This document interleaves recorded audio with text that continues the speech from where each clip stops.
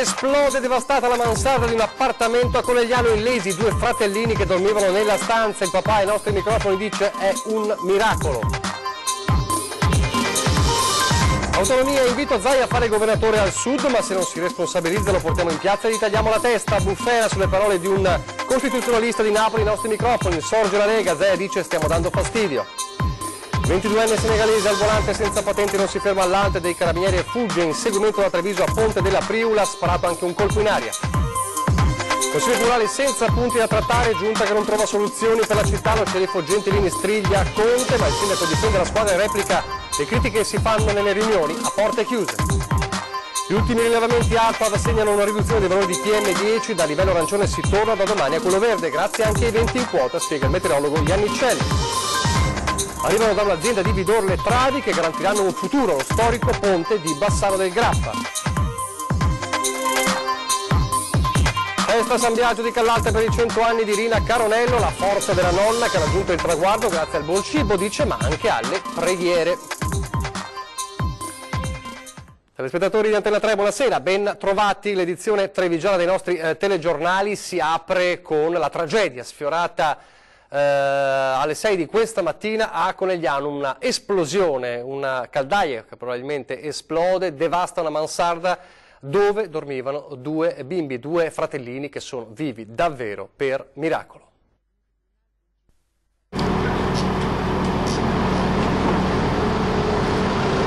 Miracolo è la parola che si pronuncia oggi qui in Via Verde a Conegliano. Chi alza gli occhi al cielo e vede la parete della mansarda squarciata fatica a credere che nessuno sia rimasto ferito. In quella stanza devastata dallo scoppio dormivano infatti due bambini di 7 e 12 anni, figli degli inquilini che abitano l'appartamento. I fratellini sono rimasti illesi come i genitori che dormivano al piano di sotto. Nelle parole del padre ancora l'angoscia per quanto accaduto. Un'esplosione forte che ha battuto la parete della mansarda dove dormivano i bimbi e i lucernari e per fortuna è andato tutto bene, i bimbi sono salvi e stanno bene. Un miracolo? Non lo so se si chiami miracolo, ma gran botta di culo di sicuro, se mi passa il francesismo. Anche i vigili del fuoco intervenuti con diverse squadre non nascondono che si è sfiorata la tragedia. È un miracolo veramente, perché i bambini, se nel corso dell'evento fossero scappati nella direzione opposta, avrebbero fatto un volo di almeno 20 metri nel vuoto. La famiglia sta ancora dormendo alle 6 quando all'improvviso si verifica lo scoppio. Non si sa ancora provocato da cosa, se dalla caldaia, dal boiler o altro. I bambini scappano al piano di sotto, insieme ai genitori si rifugiano in cucina dove vengono tratti in salvo dai vigili del fuoco. Uno scoppio dovuto a cause in corso di accertamento che ha prodotto notevoli danni alla mansarda, alle parti sottostanti dell'appartamento e ad appartamenti attigui. Lo scoppio spinge i letti dei fratellini contro la parete, il muro esterno polverizzato, in piedi resta la libreria con i volumi ancora posizionati in ordine. Può vedere l'interno della stanza dei miei figli con i loro libri lì sulla parete e la testa della bambola di mia figlia era a 50 metri là fuori. Per cui sì, direi che è esploso tutto.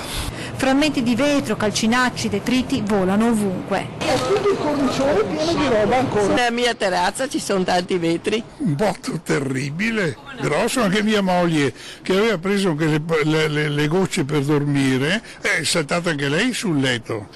La paura era che qualcuno ci avesse rimesso la pelle.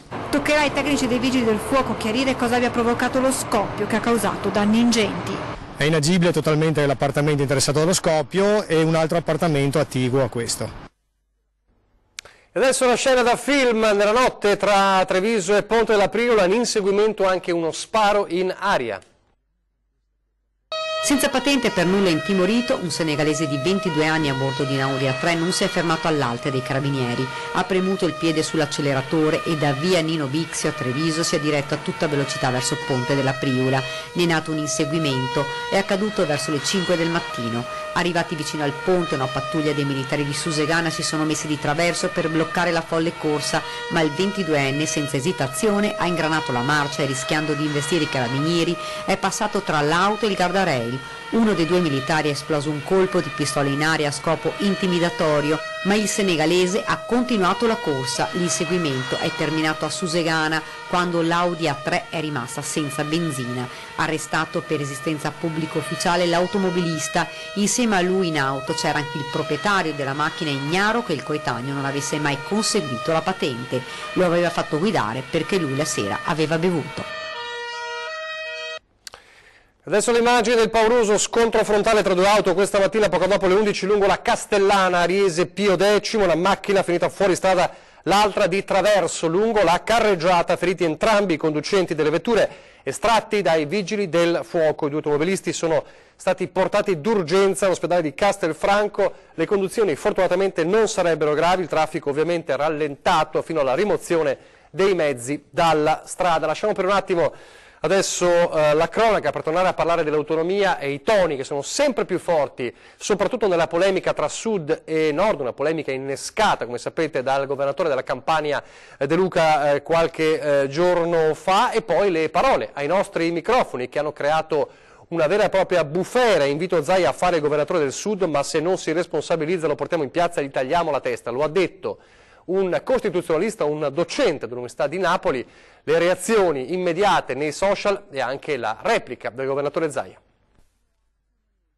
Che questo signore dica Zaia lo porteremo in piazza per decapitarlo in piazza del mercato, se non ricordo male, penso che questo si commenti da sé, questi non sono toni per un dibattito, però vuol dire che l'autonomia sta entrando nelle vene di tutti e questo è importante.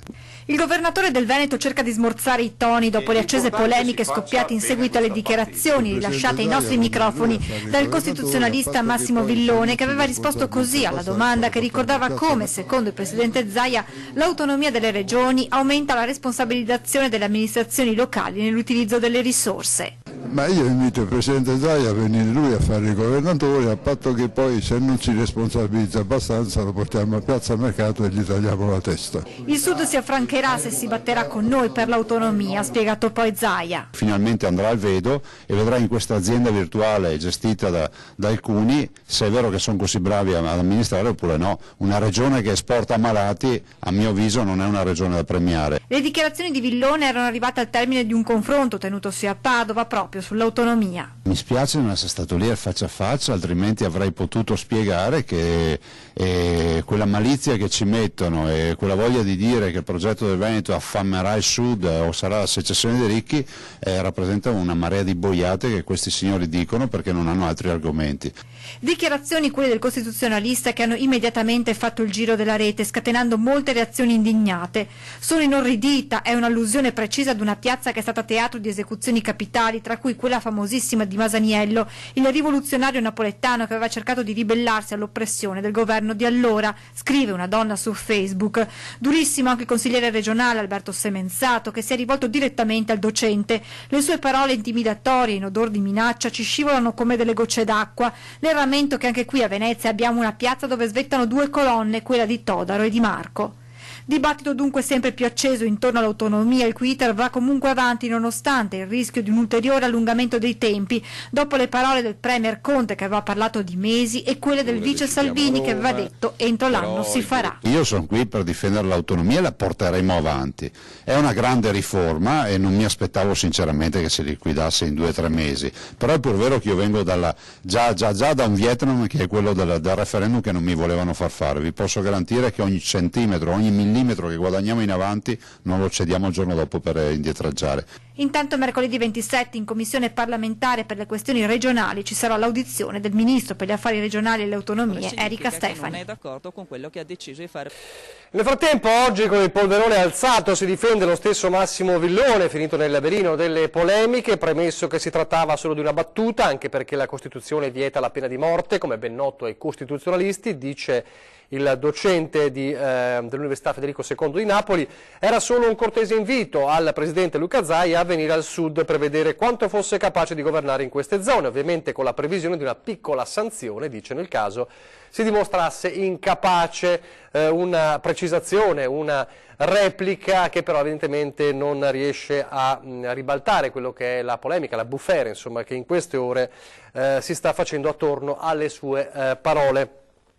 Di polemica in polemica, ovviamente i toni sono totalmente diversi, il tema anche è diverso. Adesso andiamo a Treviso e le scintille di questi giorni tra il sindaco di Treviso, Mario Conte, e l'ex sindaco di Treviso, Giancarlo Gentilini. Troppo poco lavoro per il Consiglio Comunale, giunta assenteista, e tra i trevigiani si avvertirebbero i primi mugugni verso l'amministrazione comunale a guida leghista.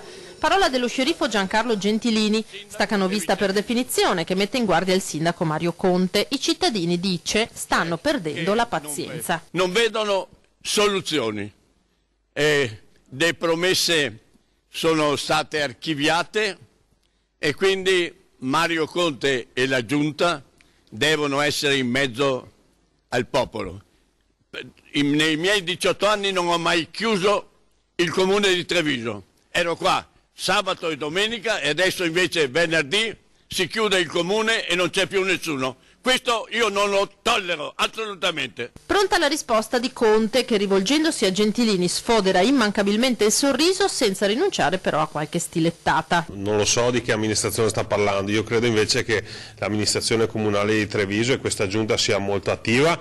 Io lavoro, credetemi, dalle 10 alle 12 ore al giorno, qualche ora me la riservo per dormire, ma chi mi conosce sa che dormo anche molto poco. Sono molto soddisfatto di quanto stanno facendo gli assessori e i consiglieri comunali. Qualche critica si sentiva anche quando Gentilini era sindaco, ma l'abbiamo sempre difeso e continuiamo a difenderlo, quindi dico compatti, uniti. Le critiche si fanno all'interno delle riunioni di maggioranza, ma Gentilini purtroppo non aveva partecipato, però io lo invito insomma a essere presente anche in quelle riunioni dove ci si può confrontare anche su questi temi. Comunque ringrazio sempre Giancarlo perché i suoi consigli sono sempre un motivo di grande riflessione e spunti per migliorarsi sempre. E proprio oggi tra le attività del sindaco c'è stato anche l'incontro con l'associazione Furti in Corso per l'avvio nel futuro del progetto di vigilanza privata, quindi pagata dai cittadini anche a Treviso. Sentiamo. I quartieri trevigiani, da cui arrivano più richieste di adesione al programma di vigilanza privata che ha già preso il via in alcuni comuni della cintura urbana, da Silea a Roncade fino a San Biagio di Callalta, sono quelli di San Lazzaro, Fiera e Canizzano. Anche questo Cristian Dema, presidente di Furti in Corso, gruppo Facebook trasformato in vera e propria associazione, ha spiegato in mattinata al sindaco di Treviso Mario Conte, incontrandolo a Cassugana insieme al nuovo comandante della polizia locale Andrea Gallo. E abbiamo avuto anche qui il pieno appoggio per la nostra associazione di Furti in Corso. Ora cosa succederà? Come vi siete lasciati? Allora, ci siamo lasciati che faremo una joy adventure su vari incontri che vengono fatti sia a livello di sicurezza e sia anche a livello di truffe agli anziani con loro stessi, e in più ho avvisato che adesso inizierà anche la raccolta delle adesioni per il programma di vigilanza. Che prende sempre più piede anche con l'avvallo del prefetto Maria Rosaria Laganà, con cui Dema si è già incontrato nei giorni scorsi. I contatti con i comuni proseguono. Ho l'incontro in vista con il sindaco di Villorba, poi con il sindaco di Casiera, e quindi dove farò anche la presenza su una serata sulla sicurezza. Quindi si sta allargando via via, c'è sempre più richiesta dai cittadini? Sì, c'è sempre più richiesta perché è un dato sensibile, un qualcosa che viene molto preso in considerazione, quindi abbiamo continue richieste da ogni comune. Restiamo in città, migliora fortunatamente lo stato dell'aria a Treviso perché gli ultimi rilevamenti ARPAV hanno segnato una riduzione dei valori di smog e PM10, dunque dal livello arancione si torna a quello verde, quindi da domani in città potranno tornare a circolare i diesel privati Euro 4, divieto invece ancora per i veicoli privati a benzina di categoria Euro 0 e Euro 1, i veicoli diesel privati e commerciali Euro 0, Euro 1, Euro 2 ed Euro 3, i ciclomotori e i motoveicoli a due tempi Euro 0. Però si torna al livello verde. Questo dovuto anche a cosa? Dovuto anche al venti in quota che hanno permesso di allontanare le PM10. Sentite, ce lo spiega meglio il nostro esperto meteorologo, il generale Giancarlo Iannicelli. Sentite le sue parole. Stiamo usufruendo dell'alta pressione di questo anticiclone, il cui centro è proprio su di noi, solo per gli effetti positivi, cioè per il sole e per le temperature più alte della media. Il risvolto della medaglia sarebbero state le nebbie, non ci sono. Questo grazie a un flusso che lo stesso anticiclone ha attivato, quindi un flusso di aria fredda in quota, quindi al suolo noi nelle nostre zone non ce ne siamo manco accorti. Questo vento come dire, disperde il materiale inquinante, quindi ecco che i parametri si abbassano, quindi non è che purtroppo l'inquinamento viene prodotto ancora, si disperde e quindi non viene rilevato. È una situazione che permarrà, quindi tutto sommato continuiamo a salvarci, anche se durante la notte nelle zone più interne dobbiamo ancora mettere in programma, in previsione qualche banco di nebbia, ma nulla di più. È una situazione che andrà avanti tutta la settimana, già l'abbiamo detto nei giorni scorsi, però con una novità che venerdì passerà qualcosa, qualche piccolo sistema perturbato e potrebbe provocare qualche piccola precipitazione ma molto veloce, molto attenuata, e poi di nuovo un fine settimana bello, quindi meglio di così, sole, temperatura al di sopra della media e niente nebbia. Pochissimi istanti di pubblicità, poi di nuovo a Treviso.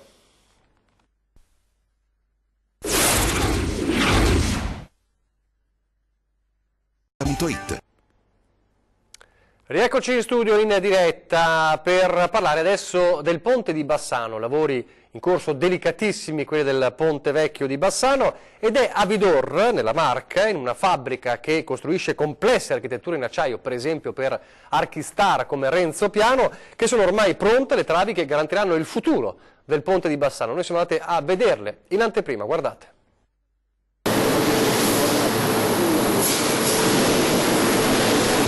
Ecco, sto camminando su quello che sosterrà il ponte di Bassano. Questa è una delle famose travi e l'altra è questa su cui le stilate poggeranno e su cui il futuro del ponte di Bassano intero potrà appunto avere una certa garanzia. Un lavoro ingegneristico complesso che siamo venuti a scoprire.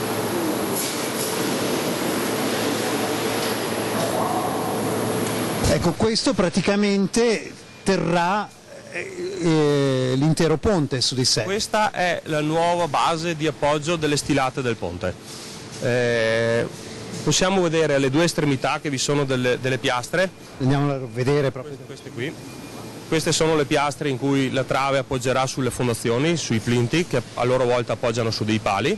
La struttura di forma reticolare serve per lasciare ovvero composta diciamo da tutte le aste con le varie inclinazioni, serve per non essere di intralcio all'acqua del Brenta, in questo modo ha la possibilità di passare in mezzo. Qualche informazione geometrica sulla trave: siamo su una lunghezza di poco sotto i 12 metri, circa 11 metri e mezzo, per un peso di 6 tonnellate e mezza circa. Come abbiamo visto prima, queste sono le staffe che vanno saldate sopra e sono l'alloggiamento delle colonne in legno. Queste colonne, una volta inserite qui, vengono bloccate con questo elemento in questo modo, che come vedete è rimovibile. Quindi questo permetterà in un futuro, in caso di necessità, di poter smontare le colonne in legno che tengono in piedi l'impalcato del ponte senza dover mettere in asciutta il Brenta o comunque senza dover smontare completamente la fondazione. Oltretutto andiamo a dire che queste staffe che andranno saldate in questa zona, quindi nella parte superiore della reticolare, saranno fuori dall'acqua. La linea di confine dell'acqua sarà in condizioni di media altezza del Brenta a questo livello circa.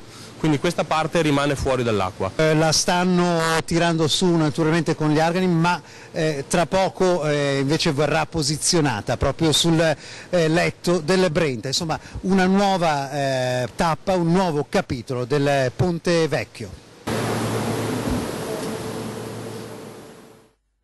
E adesso la corsa solidale per il piccolo Joe di Piazzola sul Brenta. Ieri una partita speciale.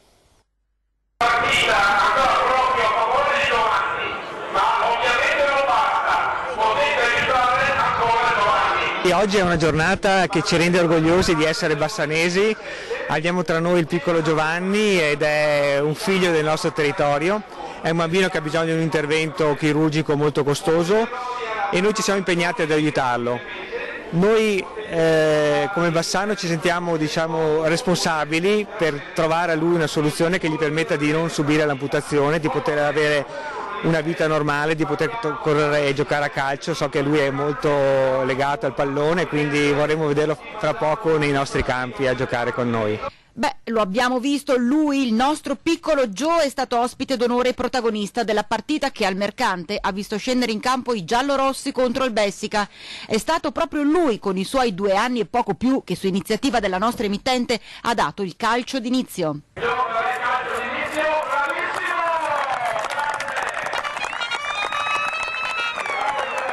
Parole colme di speranza, quelle del presidente dell'FC Bassano 1903 Sport, che fa coppia con Solidarietà. Più bello ancora di vincere il campionato è riuscire a vedere Giovanni con una gamba tutta sua. Le parole che Fabio Campagnolo ha lasciato al nostro microfono fanno capire come forte sia la volontà di tutti voi telespettatori che continuate a scrivere alla nostra redazione, dei tifosi e degli atleti ad aiutare il piccolo Joe. Lo ricordiamo affetto da una malformazione alla gamba che necessita di una costosissima operazione da fare in Florida. La conferma sono stati quei 4.609 euro in poche ore al Mercante, sommando incasso, vendita dei biscotti di Joe e offerte raccolte tra bar e terzo tempo dai fedelissimi. Una somma significativa a cui vanno aggiunti anche i contributi dati dalla società e dalla squadra ospite del Bessica, che ha consegnato una busta al papà del nostro piccolo guerriero.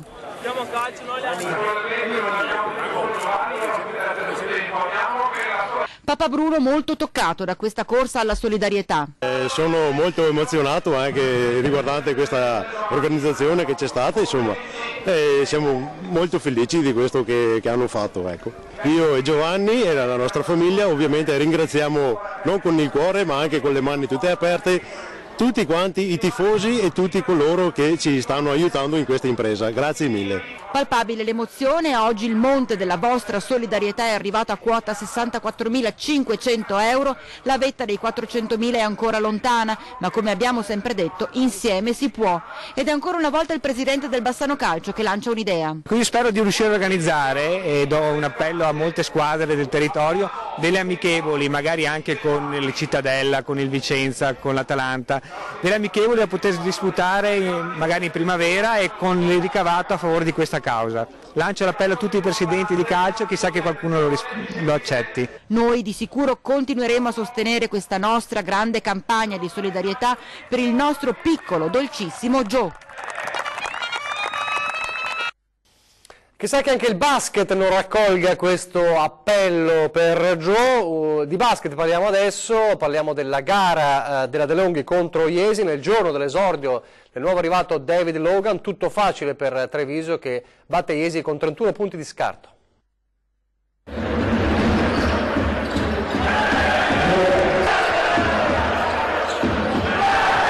Battesimo migliore per il David Logan versione De Longhi non poteva esserci. Una gara dove senza la tensione di dover dimostrare da subito tutto il suo enorme potenziale in un confronto alla pari, il nuovo innesto trevigiano ha potuto usufruire di una squadra che gioca a memoria di fronte a un'avversaria di medio-basso calibro. E così Treviso-Jesi finisce con un perentorio 80-49 in trasferta, con i tifosi di casa sconsolati e una De Longhi che solo nel finale ha tirato il freno, altrimenti Ilario sarebbe stato da record. Logan ci mette 11 punti d'oro, trovando subito l'elogio di coach Menetti. Gioca sempre sapendo dove deve andare, si è messo a disposizione, naturalmente poi quando la partita si è aperta sa come giocare anche determinati possessi. Il resto lo fa la squadra con il 45% da 2 e il 40% da 3. Partita già segnata nel primo quarto, quando il parziale segna 23-9. Debordanti in attacco all'inizio, più attenti in difesa poi. Accanto a Logan ci sono un Barnetta a 15 punti e un Tessitori da 14. Vittoria doveva essere, vittoria è stata. Pratica archiviata per mettersi già in carreggiata con le Final 8 di Coppa Italia a partire da venerdì contro Latina, con nel motore un David Logan in più. Non solo il buon cibo ma anche tante preghiere, il segreto per arrivare a 100 anni di nonna Rina Caronello, la festa oggi a San Biagio di Callalta. Questo pomeriggio nonna Rina ha spento le candeline, i suoi 100 anni. Vive a San Biagio da sola, aiutata dalla badante. Lo spirito di chi ha sempre lavorato, visto la guerra e vissuto un grande amore con il marito, che ha incontrato durante la processione della Madonna della Salute.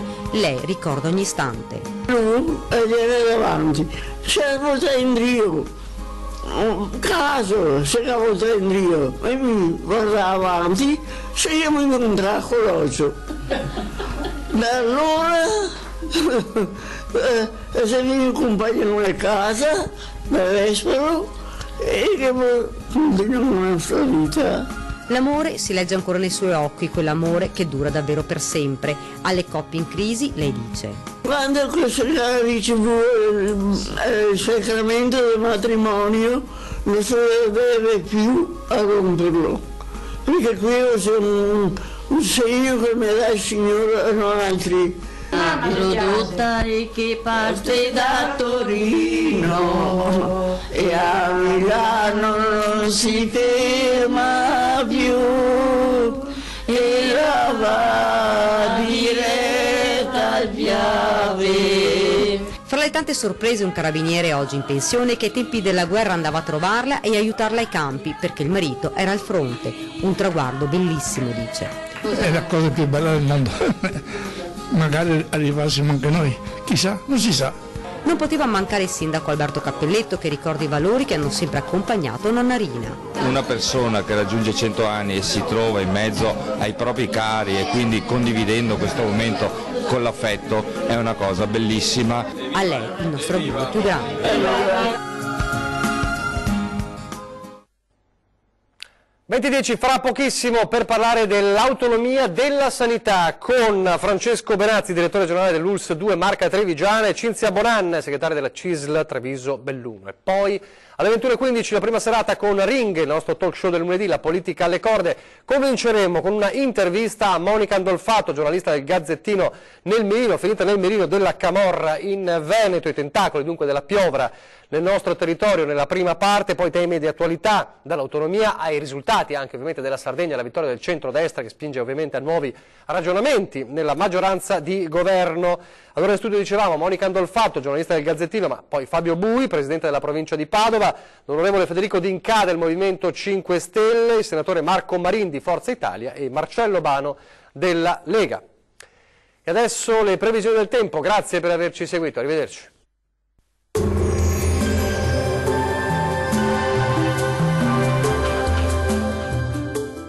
Vacilfrutta, Adriatica, la Valle dei Sapori, Acqua Marina, l'arte del buon gusto. A Bacil di Breda, Treviso. Ben ritrovati al meteo. Alta pressione sempre più forte e dunque sarà bel tempo. Vediamo il dettaglio. Sul Veneto, come detto, l'anticiclone garantirà una splendida giornata asciutta e stabile ovunque. Sarà soleggiato su tutte le province e il cielo si presenterà sereno o al massimo con qualche velatura sparsa. Temperature minime tra 2 e 5 gradi, massime molto miti comprese tra 15 e 18 gradi circa. Vediamo ora che tempo farà sul Friuli Venezia Giulia. Poche novità, anche in questo caso sarà una splendida giornata soleggiata, dal sapore quasi primaverile. Il cielo sarà poco o parzialmente nuvoloso, non sono attese precipitazioni degne di nota. Temperature minime tra 2 e 4 gradi. Massime oscillanti invece tra 15 e 18 gradi. Vediamo infine la situazione meteorologica del Trentino Alto Adige. Lo scenario sarà molto simile, infatti avremo condizioni di tempo stabile e prevalentemente soleggiato, con cielo al massimo poco nuvoloso su tutte le province. Temperature minime comprese tra lo 0 e i 2 gradi, massime molto miti addirittura tra 19 e 21 gradi. Dal meteo di Antenna 3 per ora è tutto. Arrivederci.